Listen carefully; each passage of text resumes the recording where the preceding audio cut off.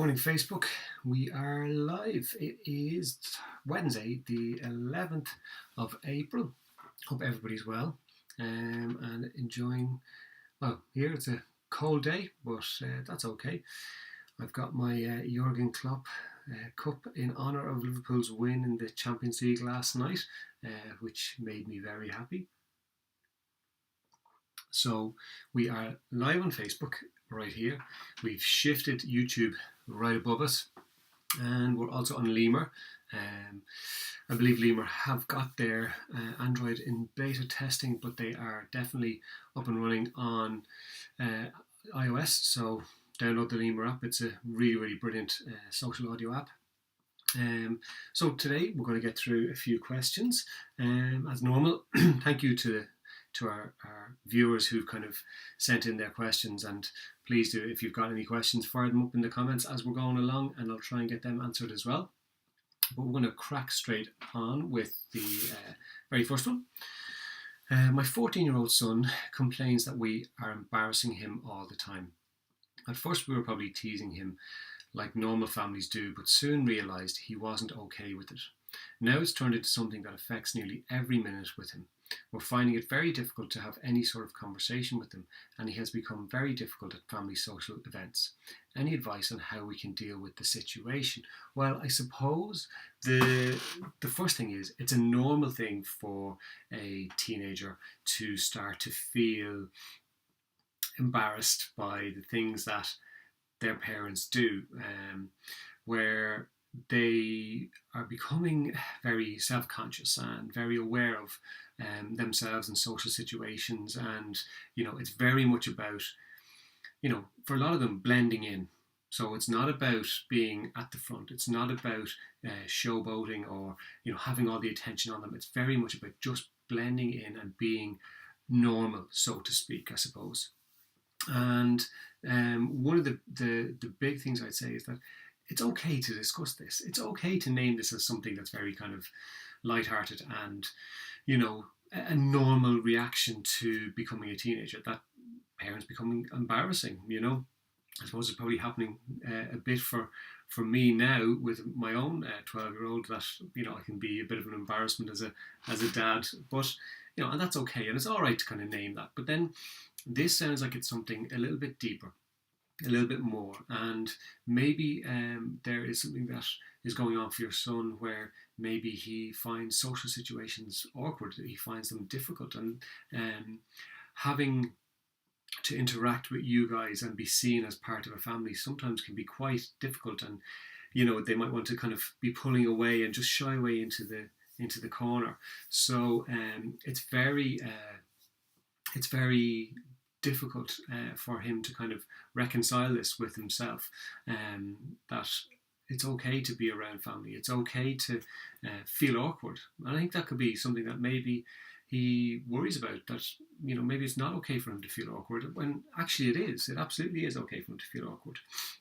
I would also say that maybe it's around just checking in with him for what's going on. Now, he might say, I'm okay, I'm fine, or I don't want to talk about it. But trying to find ways, or maybe people that he can kind of talk to about it. Now, if it is just that you're just a normal teenage embarrassing parents, that's okay. But if he has an aunt, an uncle, a close friend, family friend that, or grandparent that he could kind of connect with and have a conversation with to discuss, is it something more? The other side is the social situations, and absolutely none of us want a child who's going to be, rude to people, disrespectful to people at family occasions or in social situations. And that could be where you need to put your boundaries in place, where, okay, I understand that you may be embarrassed by us, but it's not okay to be rude. It's not okay to, be disrespectful to people. So you may need to put the boundaries in place and make them very clear before you go out, maybe even the day before, saying, look, we are going to this social situation. I know there have been times where you found this awkward and you found it maybe difficult, or you found that we are an embarrassment. But it's not okay for you to be disrespectful to us or to other people while we're out. So what we want to do is get past this and get it to a point where it's, we're all very clear on this is the rule, this is the boundaries. And if it's going to be broken, this is what the consequence is going to be. So your actions in the social situation, or how you treat us or other people, is going to directly impact any consequences that may be in place. Now, some people might say that that's quite a negative approach, because you're talking about something that hasn't even happened yet. But sometimes it's important for teenagers to know that there will be those consequences in place. There will be,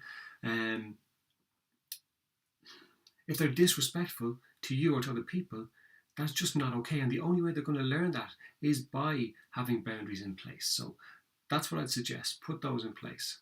I hope that's okay. Come back to me again if you need more. And always, for anybody out there, if you have any questions that you don't necessarily want brought up on the coffee morning, but you do want kind of answers for, please do send them in. I'm always available to reply to people and try and offer as much support as I possibly can.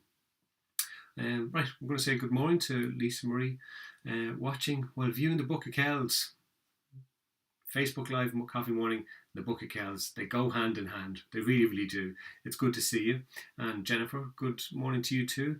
I am having a fine day. Thank you very much, and I hope you're having a fine day also. Let's plough in then to number 2.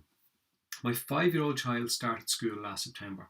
After every school holiday, i.e. Christmas, Easter, they are very anxious about returning to school, and it lasts for most of the first week back. Have you any suggestions as to what we can do to help? So this can obviously be a very distressing thing for any parent. We don't want to see a child getting very upset or feeling anxious about going back to school, because we want their school days to be as positive as possible. And I suppose the first thing is that's not always going to be the case. And for some kids, it takes them, it can take a week or two to get back into the flow of school and that structure, where they've been on holidays beforehand and they've had the the freedom to get up, maybe a little bit later, to just spend time with their friends, whatever it might be, go to bed a little bit later. And all this has a knock-on effect in terms of how they integrate back into school. So what I'd say is you can maybe start the process, instead of it being a Sunday evening thing where you're talking about, right, we'll go back to school tomorrow.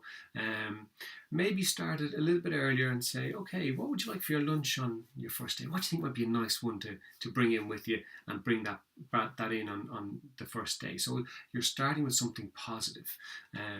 Now they may start to get upset at the thought of having to go back to school, but you can kind of talk about all the good things that are there around school, where it could be, oh, you're going to see this friend, or you're going to see that friend, or they may have a really good relationship with their teacher, and teacher's going to be really excited to see you. The other thing is, this is relatively new. So even if your child has been in Montessori school or has been in a creche prior to going to school, school is different. The structure is different. The expectations are different. So it may take some kids, maybe 2 years to get used to that process of going into school and having that structure, where they may not have had something that's similar before. So that can also be difficult for them as well. And the other thing is that it's okay to talk about it and name it. And, I will say this over and over again to anybody that I work with. I'm a real believer in naming things. So if you have an issue or a concern or something, name it. So ask them, is it, are you feeling worried about going back to school? Are you feeling upset about going back to school? And then letting them know that it's okay to have those feelings. It's okay to feel nervous. Maybe even talk about how, after you've had a holiday, you sometimes, are thinking about work and going, well, the thoughts of going back to work aren't great either. So, we're all in this together, and it's okay to feel this way. And I think it's the acknowledgement of the feelings, but at the same time accepting that this is what we do and it's part of life. And the chances are most kids will have less anxiety as they get older in school. Now, not every child, and there are kids out there who do struggle. Some kids struggle all the way through school. And if you do need professional support for your child, go and get it. Go and find someone with expertise who's worked with young kids around that. But I suppose it's hard to know if this is something that's longer term. And a lot of parents I work with, sometimes if they've got younger kids, what they'll try and do is get in front of everything all the time. And while that's great if you can do it, there are some things we just don't know whether or not they're actually going to be something bigger. So it's important that we are able to allow the process to work and allow our child the chance to see, does it actually change for them? If it doesn't and they need that extra support, go and get it. If it works out, great. It's fantastic. But it's also okay for our kids to experience that, because it's important for us to learn as people that even when things don't go the way we want them to, when things don't work out. I've worked with adults who said the thoughts of going back to work after a couple of weeks off is just horrendous. It's normal, it's natural, and it's part of life, and it's okay for us to learn that these feelings are okay. It's still rubbish, but I can deal with it. So I hope that helps. I need to check in with Jürgen here. Okay, so our last one for today, again, it's a shorter one today. So, hi, I'm a young mum and I have a beautiful 19-month-old son. I felt quite anxious and worried about looking after him and me being isolated when he was born. I joined a mum and toddler group in the local community hall and following some parenting blogs online, but I found recently, looking back, they actually caused me more anxiety and stress. I would go and meet or read something and it would just make me feel worse about my situation. Is there something wrong with me, as everyone always seems to suggest joining these groups is a really good thing for new mums? And this is quite some people would call it a controversial one, where, we're always told it's important that we go out and we connect with our communities and we find like-minded people who can support us. And absolutely, that is fantastic, and it's really important for us to have that connection. But sometimes it's okay to not feel like you want to do that, or to feel uncomfortable in those situations. So there's absolutely nothing wrong with you. Maybe those groups just weren't right for you, and that's all right. It's okay for, we're different people. We experience things differently, we enjoy different things, and that's okay. So if you're struggling with these groups, sometimes we can go and find out that, we're sitting there and somebody else's situation seems to be going so much better. So their child is sleeping better, their child is eating better, their child is interacting better, they're walking quicker. All these things can take place.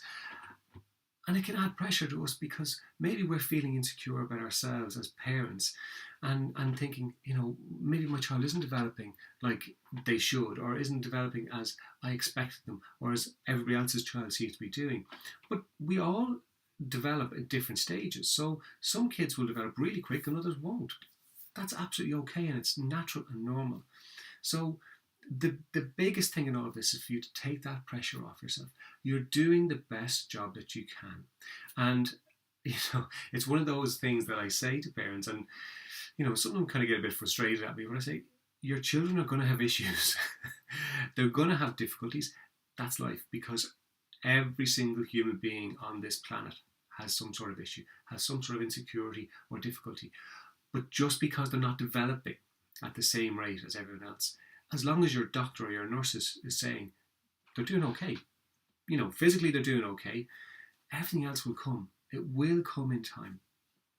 But don't compare yourself. And I think that's ultimately the biggest issue that we have a lot of the time nowadays, because we're living in a social media world where everything is up. Everything is, everyone's putting up their lives. They're putting every experience that they have. But for a lot of people, what they do is they put up the best case scenario for them. And the reality is, even if somebody puts up the worst case scenario for them, we don't, as humans, get much relief from seeing somebody else in a worse position. It can be supportive to find that there are people in a similar position at times, but we don't sit there and go, well, at least I'm not as bad as that person, or my situation is as bad as that person, because that's just not nice. That's just a natural way to be. So what I'd say is, work at the rate that you're working and accept that you're doing the best job that you can. And if it turns out that maybe you did make mistakes, like every other parent out there, it's okay to say, yeah, I did make mistakes.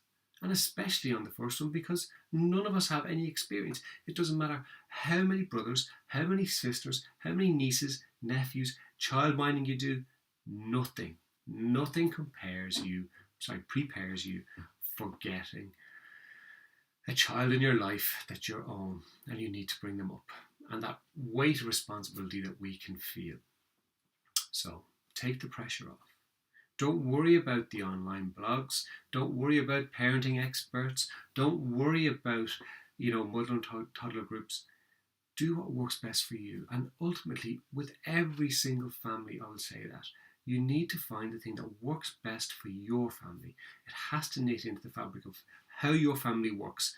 Otherwise, you won't make changes that need to be made, because it just feels like a diet, and that's not what we're talking about here. Take the pressure off. Don't worry about the blogs. If you don't want to go to mother and toddler groups, that's okay too. If you don't feel comfortable in those positions, that's okay too. Just have your normal relationships, your normal friendships, your normal interactions with your siblings, where you just go and have time for yourself. Maybe you just need some headspace for yourself and time away from the responsibility of being a mum, to just switch off. Even if it's going for a massage, going for a coffee, whatever it might be, go and do it and take it easy. Okay, that's it for this week. Literally short and sweet. I hope you guys have a wonderful week, and that it's nice and sunny wherever you are. If it's dull, make the most of it anyway. There's nothing we can do. There's nothing we can do about the weather. That's just life. And we'll see you next week, guys. Take care.